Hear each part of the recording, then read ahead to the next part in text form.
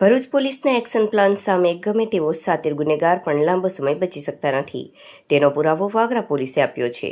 વર્ષો જૂના અનડિટેક્ટેડ ગુનાઓ ઉકેલવાની ચાલી રહેલી ઝુંબેશ અંતર્ગત વાગરા પોલીસે એક મોટી સફળતા મેળવી છે. છેલ્લા 32 વર્ષથી ધાડ અને લૂંટના ગંભીર ગુનામાં નાસ્તા ફરતા વોન્ટેડ આરોપીને અંકલેશ્વર બસ સ્ટેન્ડ પાસેથી ફિલ્મી ઢબે ઝડપી પાડવામાં આવ્યો છે. બનાવની વિગતો અનુસાર વાગરા પોલીસ સ્ટેશનના સત્તાવાર સૂત્રો પાસેથી મળતી માહિતી મુજબ પકડાયેલા આરોપીના નામ મનસુર ઉર્ફે મનસુખ જોખા ઉર્ફે દિત્યા પારગી છે.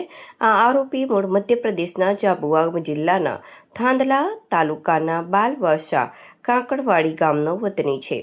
તેના વિરુદ્ધ વર્ષ 1994માં અંકલેશ્વર શહેરના પોલીસ સ્ટેશનમાં નોંધાયેલા પોલીસ સ્ટેશનમાં ધાડ અને લૂંટનો ગુનો નોંધાયો હતો.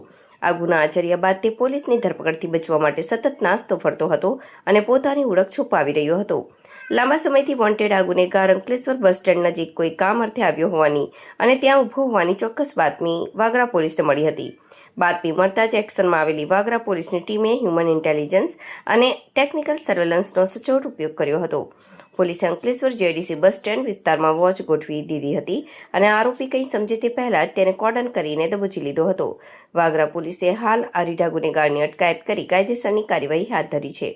આ ગુનો અંકલેશ્વર શહેર પોલીસ મથકની હદમાં નોંધાયેલા હોવાથી વાગરા પોલીસે આરોપીનો કબજો, આગળની તપાસ અને કાયદેસરની કાર્યવાહી માટે અંકલેશ્વર શહેરી ડિવિઝન પોલીસ સ્ટેશનને સોંપવાની તજવીજ શરૂ કરી છે.